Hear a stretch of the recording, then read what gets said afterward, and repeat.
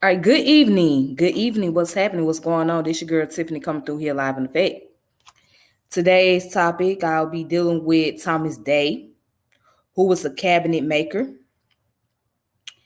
out of North Carolina. All right. So, uh, if you want to know what the term cabinet maker means, it's somebody who makes furniture out of wood material. So, especially like high quality furnitures. Now, I'm one of those people where I love woods. Woods is one of my favorite furnitures because they last pretty long. Just as long as you don't tear them up, they last very long. All you gotta do is use the wood cleaner or use some Murphy oil. If you put that Murphy oil on there or put any type of wood clean on there, it'll make it look brand new. You know what I'm saying? It may not make it look 100%, but it make it look like 90% brand new. So yeah, wood qualities are good. I love wood. Wood lasts very long. All right. But anyways, yeah, I want to get into the subject about Thomas Day, his invention. So he had his own business, and he also, like I say, he made furnitures, and he made cabin. He was a cabin maker. He was born free. Okay, he was born free. So both his parents was free before he was conceived, and he would happen to be born into freedom. All right, he didn't have to experience slavery like the rest of his counterparts did. Okay, so I just want to go over the reading materials and present the information to you guys. And I want to thank you guys for checking out my channel, subscribing, sharing the videos, and all this great stuff. So let me go ahead and just get started, shall we? All right. First I want to show you guys the statue. So this is the statue of Thomas Day. Okay, that's a statue of him.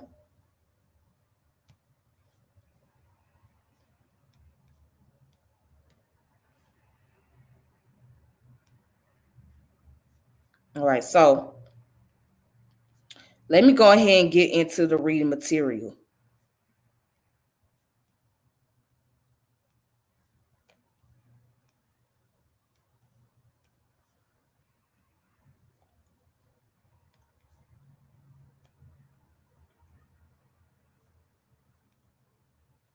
All right.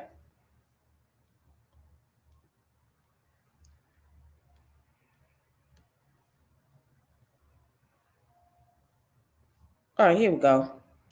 So, Thomas Day was a free black furniture craftsman and cabin maker in Milton Castle County in North Carolina. He was born in Dinwiddie County Dinwiddie County, Virginia. Day moved to Milton in 1817 and became a highly successful businessman, boasting the largest and most productive workshop in the state during the 1850s.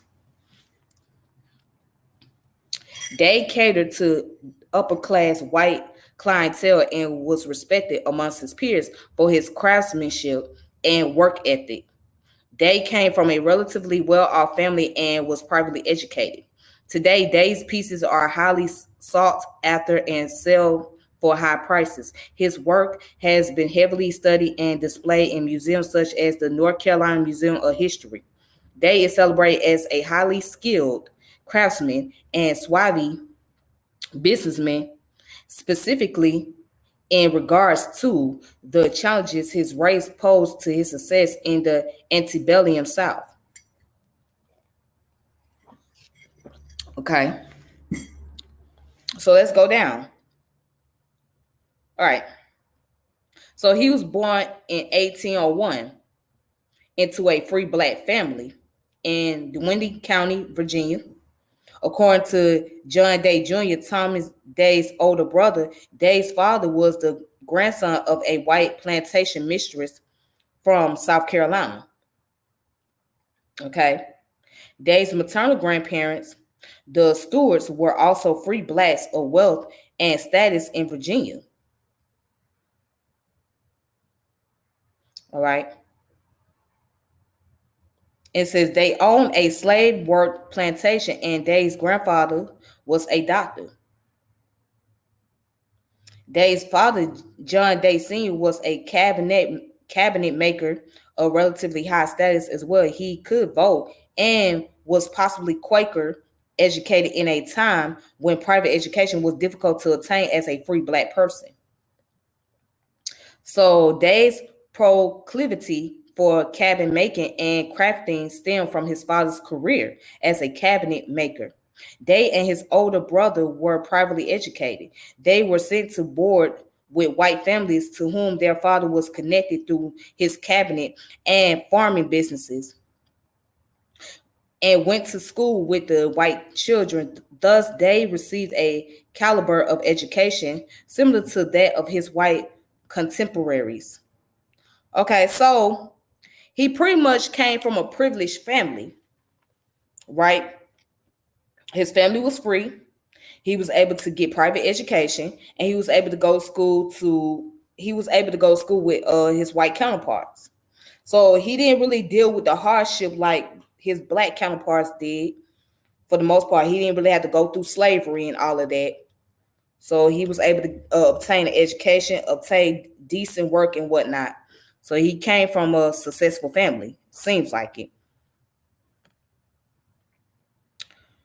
So John Day Sr., although he was a fairly successful cabinet maker, often found himself in debt due to alcoholism and gambling, and he moved the family around often to find business in order to earn an income. This problem brought the Day family to North Carolina in 1817. Well, John went to work for Thomas Reynolds, a furniture craftsman, to pay off his debts, including that from the migration bond imposed on incoming free blacks by the state of North Carolina. It is around this time that John Day Jr. and Thomas Day began their own cabinet shop in order to earn their own income, moving to Milton to establish their furniture business. After some time working in North Carolina, John Day Jr. left the furniture business to pursue ministry, moving back to Virginia with his own family, where he owned a home and a few slaves. Ooh, ooh. Wait a minute. Let's read that part again. Let's go back and read that part again. John Day Jr. left the furniture business to pursue ministry, moving back to Virginia with his own family, where he owned a home and a few slaves.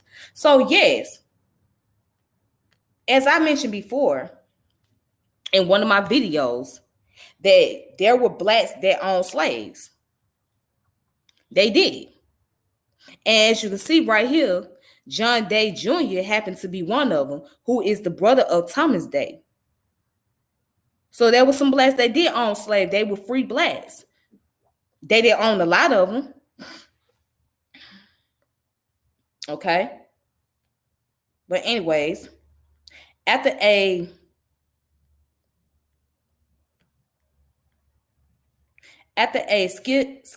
schism, after a schism with the Baptist church there, he migrated to Liberia, where he helped found the colony itself, set up its government, and was a missionary. Okay. So Thomas Day remained in Milton as a craftsman and achieved success and respect for his skills. And in 1829, he married Aquila Wilson of Halifax County, Virginia. She too was a free black. However, due to increasingly strict migration laws imposed by the state of North Carolina, Wilson was barred from entering North Carolina. Upon hearing of this, the townspeople of Milton beseeched the state general assembly on Day's behalf to allow Wilson to enter the state and live with her husband, stating that a man of Day's status and skill deserves such respect.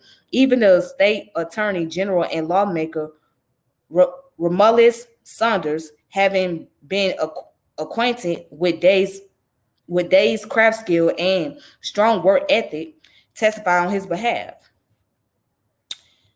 It goes on to say it was Day's social status and his crafting skills that gained him the support of the white Milton community, and eventually led to Wilson being granted a waiver to enter the state. Day and his wife had 3 children, Mary Ann, Devereux, and Thomas Jr., who were educated in the North. The Day family were also prominent members in the Milton Presbyterian or is it pedestrian? Yeah, pedestrian church. And Aquila was Day's business partner. In the church, Day and his family were highly respected and they worshiped in the white section of the sanctuary, referred to as Mr. Day by church leadership. They had the rare privilege to host church sessions in his own home as well as to craft the church pew. All right, so, and it goes on to say white patronage and Day's education and business prowess allowed him to overcome his race impacted circumstances and experience capital success as a businessman. In fact, North Carolina laws was fairly loose in regards to free black rights in comparison to other southern states. The social structure was tolerant of free blacks, and although racism under law and through social mores was of course prevalent throughout this time, free blacks could gain respect and influence if they were perceived by white society to be hard workers who earned success through their work ethic and personal values. A very small number of free blacks owned slaves, and this helped put a damper on racial tensions because it allowed whites and blacks to connect on a capital and social level and equalize them. Whites believed that free blacks who owned slaves were less likely than non-slave owning free blacks to encourage slave rebellion and thus were less threatening to society. Let's leave that right there. So, whites felt like if black people own slaves, right? Free blacks own slaves, that they were less of a threat to society and they were not going to bring about slave rebellion. I mean, well, they wouldn't. Why would they want to do that if they look at slavery or owning slaves as a means of capital? That was the means of capital. Why would they want to bring about slave rebellion? So basically, what Day and his family did was they tried to meet the expectation of white folks. Okay, so that's how they became successful because they met the expectation of white people. White people were so impressed. They like, oh, he's a very hard worker, and they have great personal values. So therefore, we going to accept them. So because they're not nothing like all the other blacks, and they're free, and his family owns some slaves. So we don't think those people are a threat to society. You know what I'm saying? So for him, Thomas Day, he didn't really look at it as a race thing. It was more so he was focusing on the economic value. He was looking at capital. So that's why he did not experience racism as much because he was focusing on the capital versus the racism.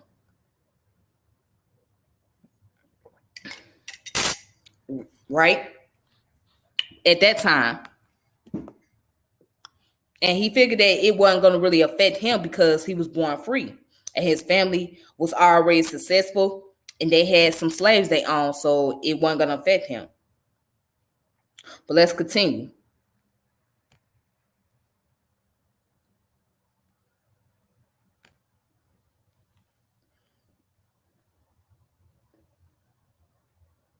All right. It says many free blacks in North Carolina owned slaves and experienced capital success as they did. It was the combination of Day's land owning status, his mixed race, his education, and business powers, and his free black status that led to his success, while his exquisite craftsmanship set him apart from other cabin makers. They owned a total of 14 slaves according to the 1850 United States Census. So, as you can see, he owned 14 slaves. So Thomas Day owned 14 slaves. Okay. But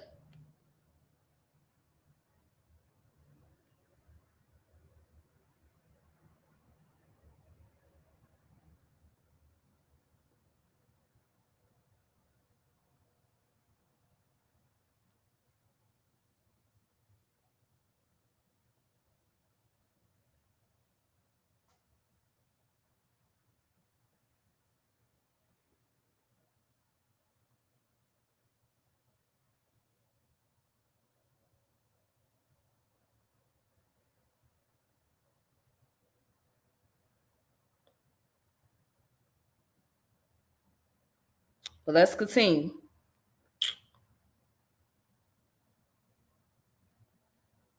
So yes, as I mentioned before, Carl G. Woodson even written a book about blacks owning slaves. So yes, there were black people that owned slaves.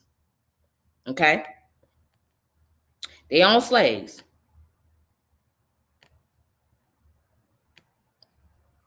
And Thomas Day happened to own 14 slaves according to the 1850 United States Census.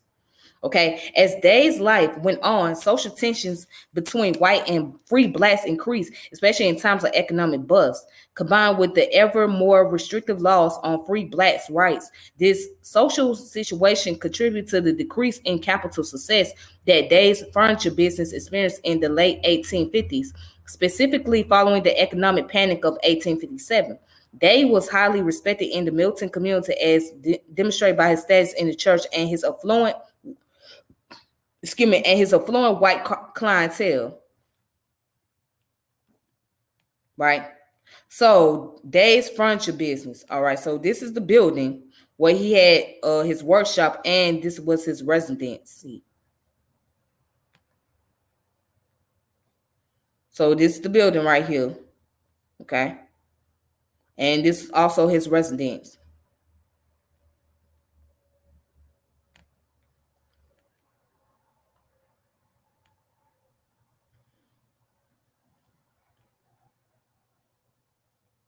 All right, so after moving to North Carolina with his family in 1817, it appears as though Day had been running his own furniture business before moving to Milton to work with his brother John. Although they were not the only cabinet makers and craftsmen in the area, the Day Milton shop experienced early success, gaining local recognition and popularity by 1823. After his brother returned to Virginia and then moved to Liberia to pursue missionary work, Thomas Day took over the furniture and craft business in Milton. Okay. So in 1827, they bought property for a workshop on Milton's Main Street for $550 and proceeded to take out newspaper ads to publicize his business. Over the next decade, they bought surrounding pieces of property and extended the building's structure to expand his workshop, costing another $525. In 1848, they bought the Union Tavern property, in which he ran his workshop until his death in 1861, for $1,050.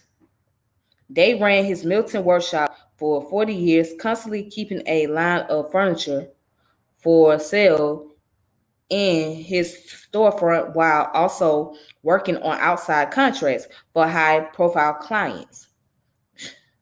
So we know what high profile clients is, right?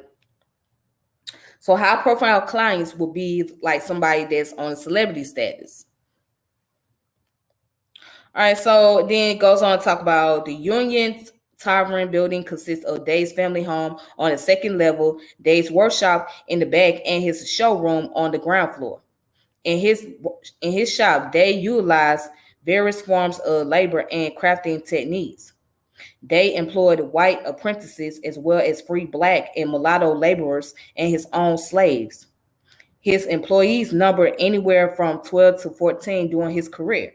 They also own a tobacco farm, which earned him profit and on which he also worked his slaves.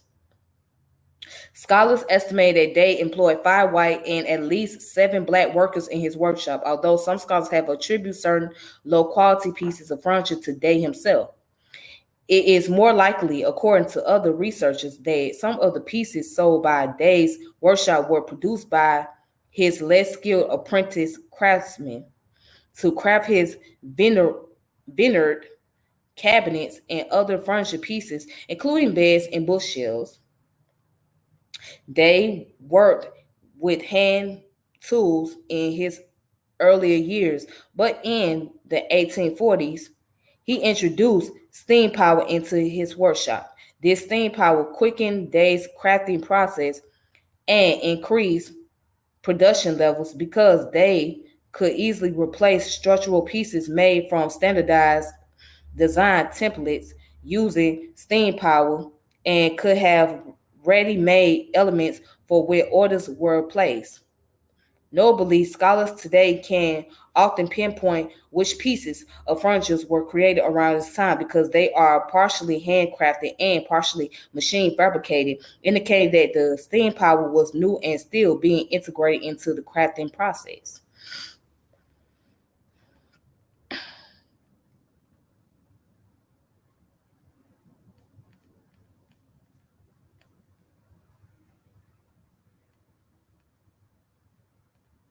Day's workshop created various types of furniture and cabinetry, such as armories and chairs, as well as architectural work on homes in the northern North Carolina slash Southern Virginia area.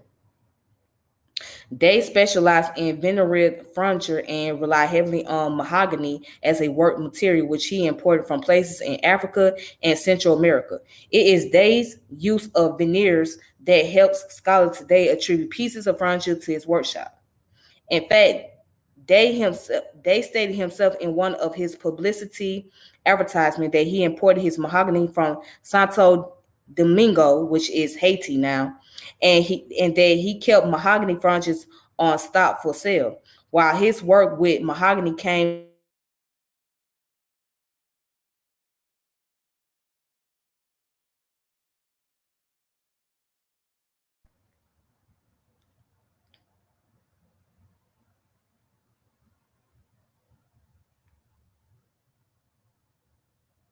Okay, I'm sorry. So Saint Domingo is located within the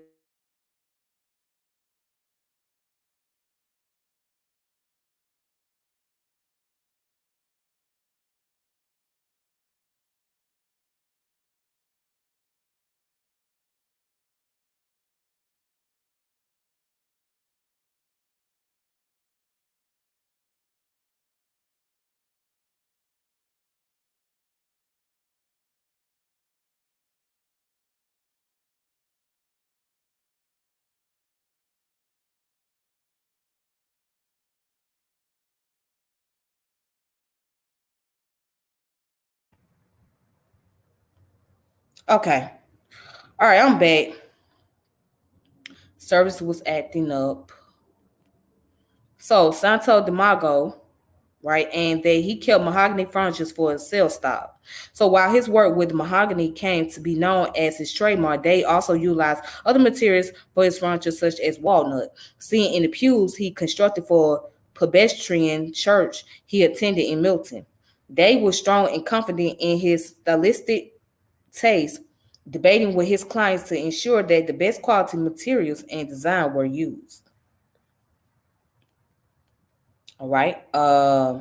It says the exquisitely crafted furniture created by Day did not go unrecognized. Day's Union Tavern Furniture business served high status organization and patrons, many of them white, including the University of North Carolina at Chapel Hill and North Carolina Governor David Reed. In 1847, Day won a contract with UNC to create pieces for the Philanthropy and Dialectic Society. They worked on this project for 2 years as it became more expensive and took longer than expected. His patrons at UNC expressed total faith in his crafting skills and in the worth of his work. Although Day's salary had to be kept quiet so as not to enrage other white craftsmen in the area over his race and high payment. In 1855, at the height of his capital success, Day was commissioned by Governor Reed to furnish his home. For this project, they created 45 pieces of complexly crafted furnitures. Following this Following this in 1856, Day won an award for a crafted furniture piece. He received an award premiere at the NC State Fair for a wardrobe made of mahogany. And also, it goes on to say high status clientele such as this not only boosted Day's notoriety in business, it also helped him gain influence in Milton and in the state General Assembly, especially when they had to fight to get his wife into the state. This trend was also reflected in ways they was held in high esteem by his segregated church and by all of his clients whom he treated with the utmost respect, and by how even today Day's furniture is passed down through families and incredibly treasured. So again, his biggest clientele was white people. So white people were the ones that really supported his business because they liked how he crafted his furnitures and they loved the architect of it. So they supported him and they seen how, oh, this man got a lot of skills. Oh, he's working so hard. Oh, well, we gonna pay this man. And he also had to keep a high profile image. He had to keep that image to continuously impress the white people and his white clientele so his business could prosper. All right. Then it goes on to say,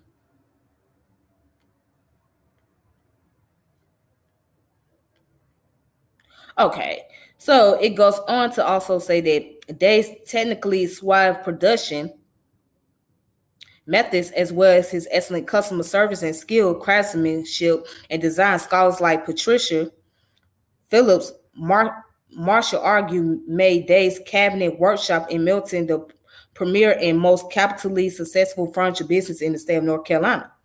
Day was a major contributor to the state economy. Scholarly estimates show that he held 20 to 25% of state capital investment in furniture production within his business, and that his workshop put out 10% of the state's total furniture production. By 1840, that Days held incredible economic influence on the Milton region, and that his business held $1,500 worth of capital resources and products.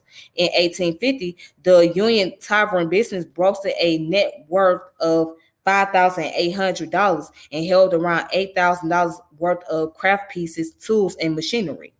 They maintain a high personal credit rating and net worth estimate to be about $40,000 in 1855. So imagine how much that would be today. $40,000 in 1855 and 2022. He'll be somewhere like a multi-millionaire, somewhere in that range. They often made sales on credits, but could not always collect payments. This combined with the economic panic of 1857 caused Day's business to decline in worth and production in the late 1850s. Day declared bankruptcy and his shop was placed in trust with a business partner. After Day's death, his son Thomas Day Jr. bought the workshop back and kept it running for another decade. The Union Tavern workshop closed for good in 1871. All right, so let's calculate $40,000 in 1855 and how much that will be in 2022. Okay.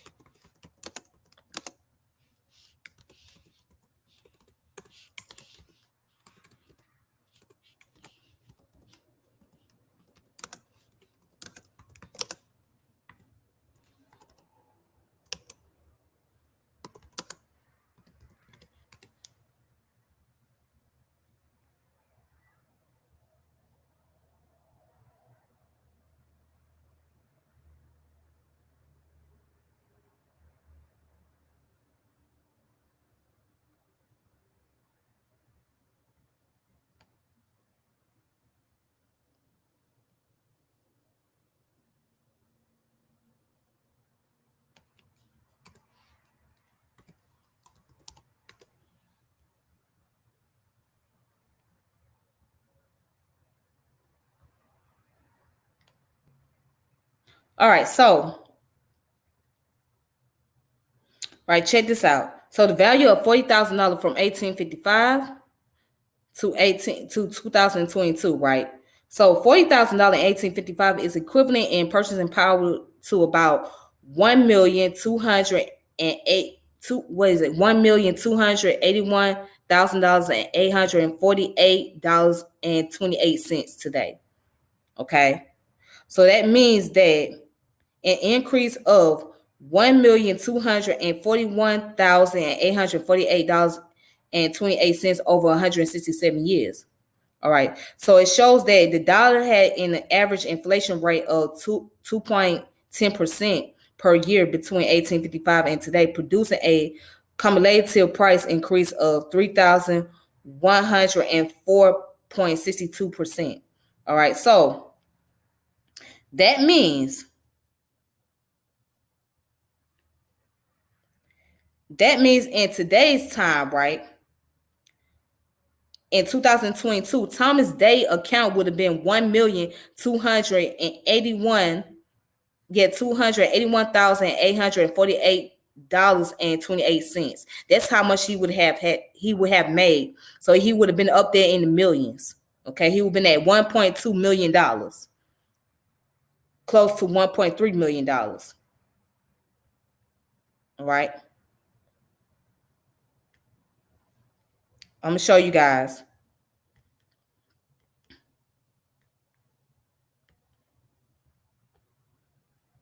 Okay, so this would have been his income today.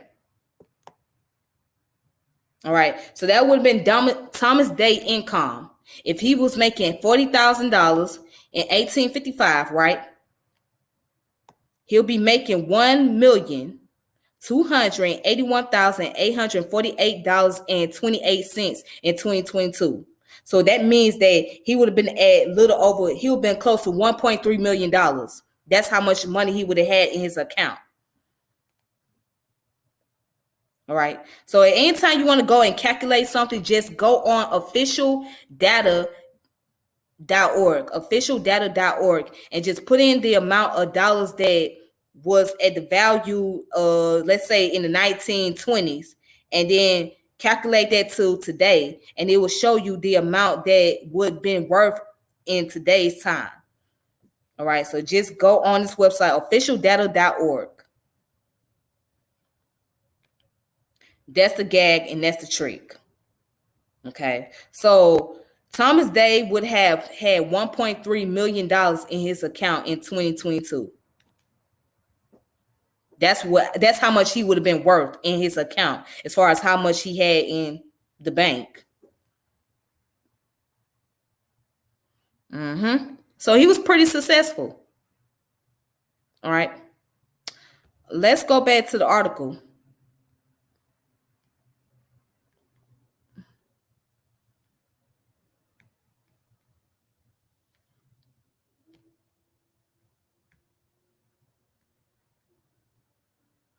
All right, so this is his techniques and his artistry.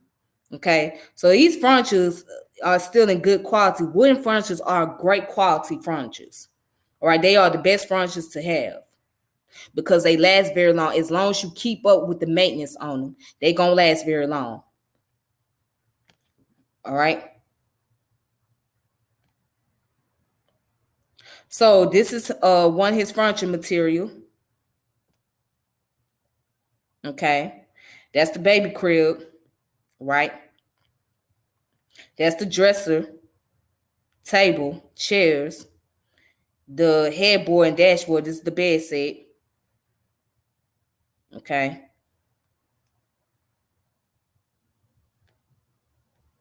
You see? See, that's some more furnitures. And some more furnitures. And some more furnitures. And look, this is the sofa or love seat. And it's still of good quality. So when you have wooden furnitures, as long as you keep them clean, you use use something like the Murphy oil or any type of wooden clean product, it will make it look brand new. It would stay brand new. It would look 90% quality, like upscale quality. It would look like it's worth like millions of dollars or thousands of dollars. I mean, if you got to maintain wooden furnitures though. You can't just let it go into dust, or you can't just not not clean the furniture because it would not be any good. It'll be very rusty. But if, as long as you just keep them polished as much as possible, they'll last for a very long time. So that's what I love about them. But anyways, let's find some more information. Um,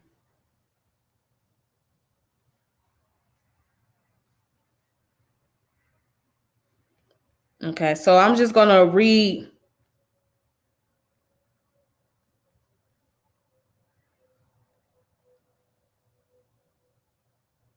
I'm going to read this part. It says, much of Dave's capital success and high social status attributed to his skills in crafting beautiful furniture that his customers sought after. Owning a day piece with its artful mastery would confer a symbol of status on a family by demonstrating they had wealth to purchase a luxury good from a skilled artisan workshop. Day tended to employ popular urban styles for the basic design of his pieces and then add to these design by improvising his own motifs and style. He most often worked with imported mahogany and sometimes placed mahogany veneers over structures made from woods of less quality or expensive, such as the yellow pine or walnut.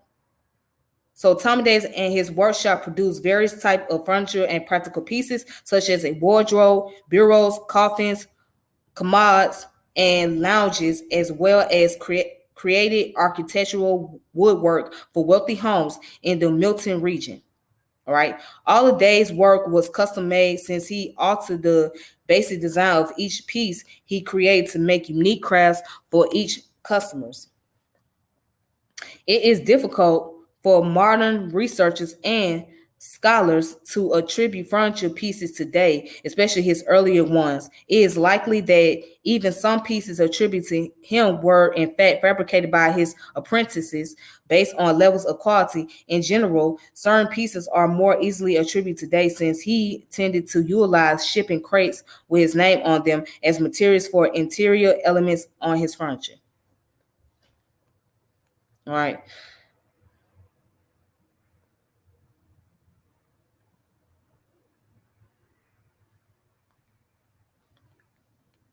Okay, so let's go down. Let's go down to his legacy. So under his legacy, it says Tommy Day is remembered as the skilled craftsman who instilled his own sense of style into popular design, creating highly unique furniture and architecture. Since his death, especially following the Civil War and throughout the 20th century, Day was recognized for his perseverance, talents, ambition, in spite of his race and social situation. Recalled as an exceptional craftsman with strong middle class value system and work ethics, Day's mulatto race was outweighed by his skills and success and was thus remembered and his work treasured as racial tensions rose in American society. Okay. All right, so it says Day's Union Tavern Workshop was placed on the National Register of Historic Places in 1975, but unfortunately burned down in 1989. Since the fire, there have been successful efforts to restore the workshop and turn it into a functional and educational museum on Day and his craftsmanship. The Historic Preservation Foundation of North Carolina, Inc. bought the burnt structure and created the Thomas Day House / Union Tavern Restoration Organization. Since the 1990s, the group has been dedicated to rebuilding Union Tavern and restoring the legacy of Thomas Day. Today, Union Tavern is restored and is a hands-on museum to Day's life and work, featuring actual pieces of Day's furniture that visitors can touch and examine. All right. So although public remembrance and appreciation of Day was very present, especially in Milton and Black communities throughout the late 19th and 20th centuries, scholarly research on Day's life and work was lacking until recently. Several research initiatives into Day's furniture and architectural craftsmanship were undertaken in the 1980s. Excuse me.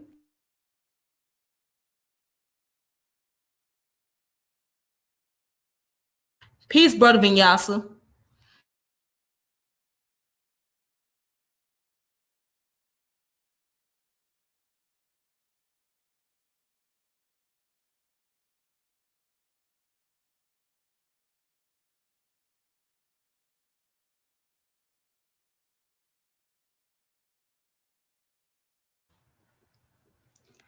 All right, peace, brother. Peace, peace, peace. So now, where did I stop at? I'll say, although Public Remembrance and Appreciation Day was very present, especially in the military and Black communities throughout the late 19th and 20th century, scholarly research on Day's life and work was lacking until recently. Several research initiatives into Day's furniture and architectural craftsmanship was undertaken in the 1980s and 1990s. These helped to identify Day's crafted pieces as well as his building and design techniques. Since then, historians and architectural experts have been continually taking stock of Day's existing work, both furniture and architect in homes in the northern North Carolina and Southern Virginia areas. All right. Um, And it also says down here, Day's work has been featured in the museum exhibits, first notably at the North Carolina Museum of History. This exhibit, which debuted in 1975, was curated by Rodney Barfield, was titled Thomas Day Cabinetmaker, and was made possible by a donation of $7,000 to the museum by the African American sorority Delta Sigma Theta, which enabled the museum to purchase the furniture Day created for Governor Reed in 1855 and 1858. Following this exhibit, the museum acquired the largest collection in the world of Day's furniture work. In 1994, a touring of DuSable exhibit on African American craftsmanship featured 11 works attributed to Day, as well as one piece attributed to his son, Devereux, and it's pronounced as Devereux because it's French. All right, so just 1 year later, an initiative titled the Thomas Day Education Project was founded. It aims to educate the public on Day and the history of Black entrepreneurship by working with the NC Museum of History to train teachers and provide educational materials.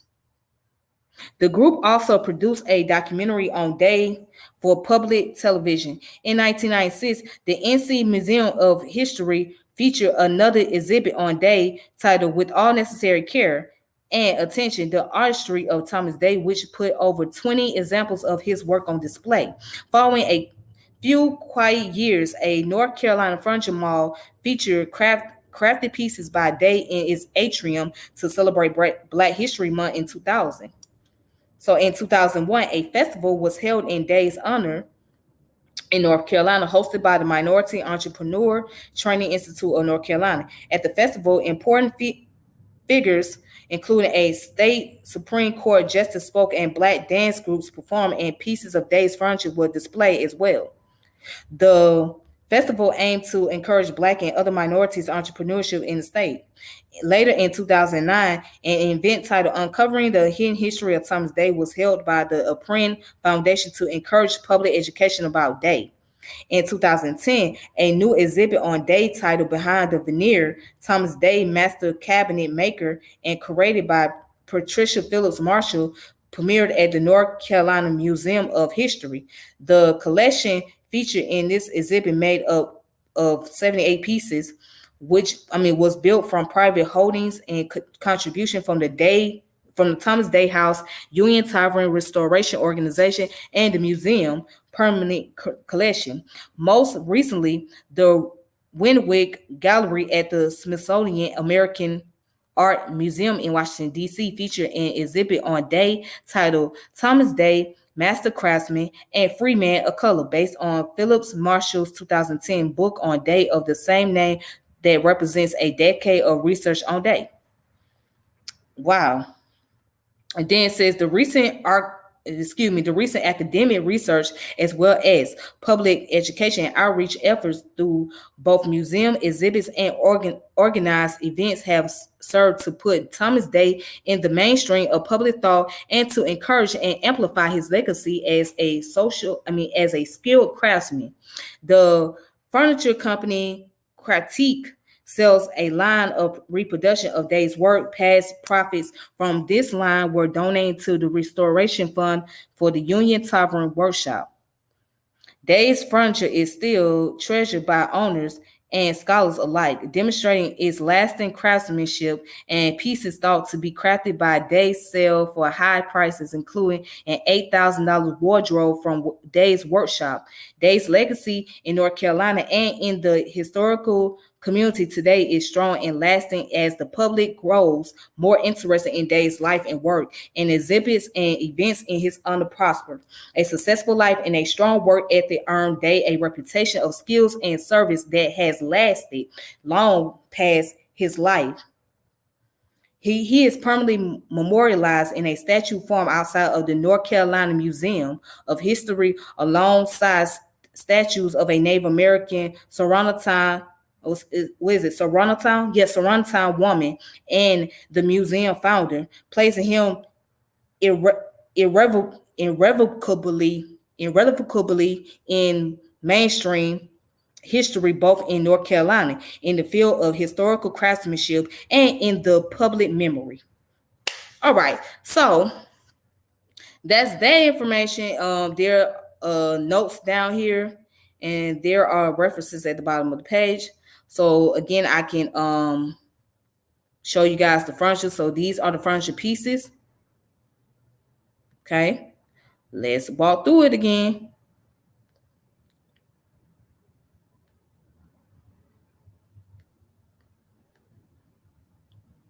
Right here.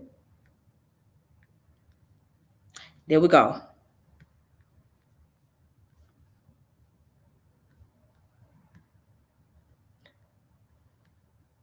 All right.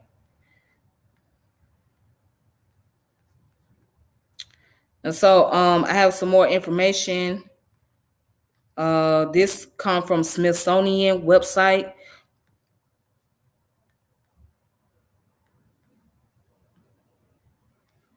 All right, so they have a couple of pieces here. As you can see, these are beautiful furnitures. So these furnitures will be worth a lot of money today if they were sold. These are very antique furnitures and very skillfully crafted.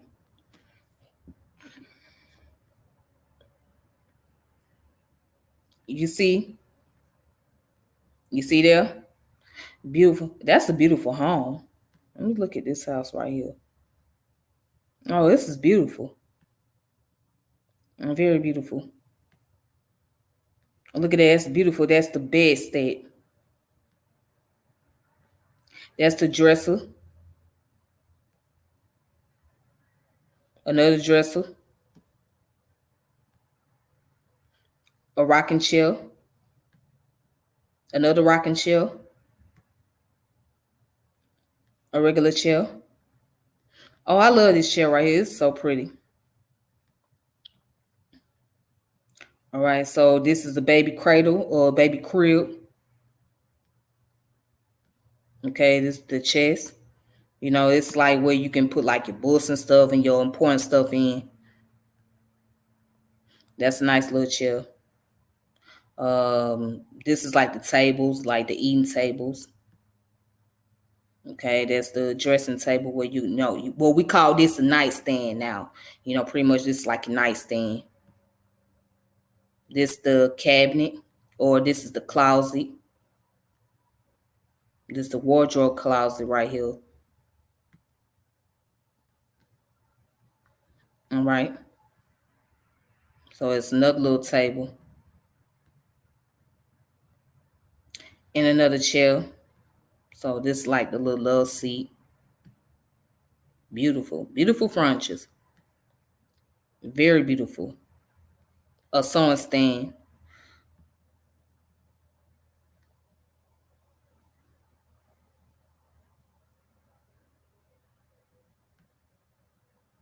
All right.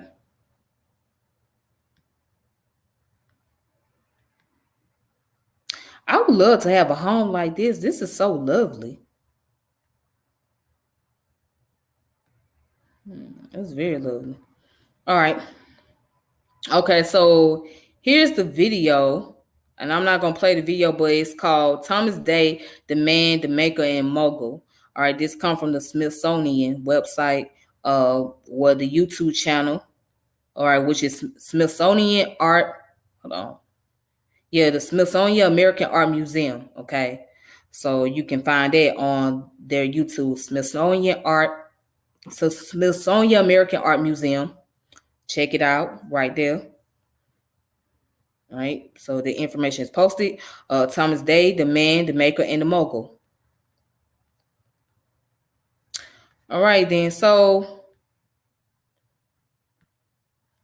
and that is all I wanted to share with you guys. Um,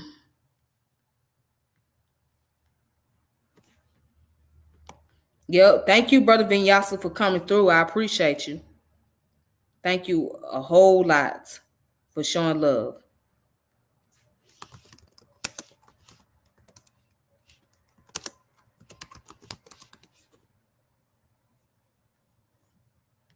All right, then. So that's all I gotta say, though. But with that being said, you guys take it easy on yourself. Please be productive, stay safe during this crisis, during this time. And I will oh, thank you, Brother Vinyasa. I appreciate that a lot. Thank you. Thank you so much. So yeah, just yeah.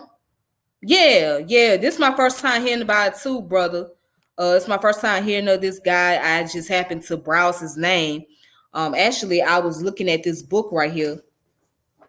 I have a book right here. It's called A Mnemonic of African American Heritage. Okay. So in this book, it goes into like different various things that's associated with the African American lifestyle and culture. So it talks about from the culture all the way on down to education. Okay. It goes into a whole lot of historical things and stuff like that. So I happened to see his name coming across there as I was reading this book, and I said, "Well, let me let me go ahead and look this man up." So I looked the man up, and I found out that he was a cabinet maker and he made furnitures. And those furnitures are very, very beautiful. They very crafted, well skilled. And they could be worth some thousands of dollars today. If you was to sell it, it would be worth like 7,000, 5,000, 3,000. Hell, it could be worth 10,000, 20,000. Man. Those furnitures could be worth a lot of money. So yeah. But yeah, just make sure you look into them, and find out more information about them. All right.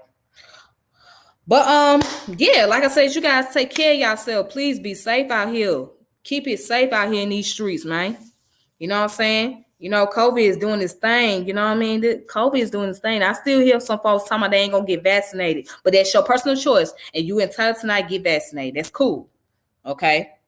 But it's encouraged. Okay, it would be a good thing to get vaccinated. I'm just saying though. But other than that, y'all take it easy for real though.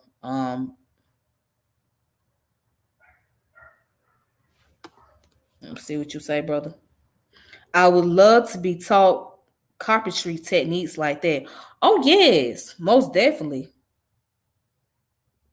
You know what? That made me want to get into the skills of learning how to make furnitures and do all that craftsman work. It made me want to get into craftsmanship and learn how to do carpentry, make furnitures, and all of that stuff because that is so unique. That takes a lot of work. It takes a lot of dedication and focus. That is so unique. You know what I'm saying? And see, a lot of our people don't get enough credit for the creativity that we use. Now, it would have been a lot better if it was some African artworks to it, but you know what I'm saying? But his work is very, very beautiful. That is just very unique. I like it. I like the designs on it and everything. You know what I'm saying? I love wood because wood lasts long. If you get you some wood furniture, that stuff will last long. And then also, like you can, like people use wooden pallets, right? The wooden pallets that you get from the warehouse, they use wooden pallets as the box spring, you know, for the bed, you know, to make sure, you know, the bed stays in place. So yeah, I'm thinking about doing that. Take some wooden pallets and go get some Gorilla Glue and get, you know, put that Gorilla Glue on there and combine them up together and put the dang on box spring on there and then put the mattress on top. And oh yeah, make my own little furniture. Yes. Man. Man, oh man. I'm just saying though. I'm just saying though, that would be a wonderful skill to have. It would be a wonderful skill. But anyways, let me go ahead and log off because I'll be on here all night talking about craftsmanship and arts and crafts and stuff like that. Yeah, but I think that's a great skill to get into for people who might want to be interested and learn how to make furnitures and all that. But but yeah, let me go ahead and get off of here because man, I'll be on here talking all night. But anyhow, like I said, take it easy on yourself. Please be safe. And I will connect with you guys later. Maybe I might do a video Wednesday. Depends on how early I get up. I don't know. We'll just see. All right. So I may do a video Wednesday. I may do something on Black History. I may do something on other topics. I haven't decided yet, but I will keep you guys posted, okay? So but there's gonna be some changes going on anyhow. So stay stay uh stay stay tuned for that. Yeah, stay tuned for that, and I'll keep you guys posted. Deuces, deuces. Take it easy. On say deuces. I'll talk to y'all later. I'll connect. This your kinfolk tip, and I'm logging off. Peace and power and elevation.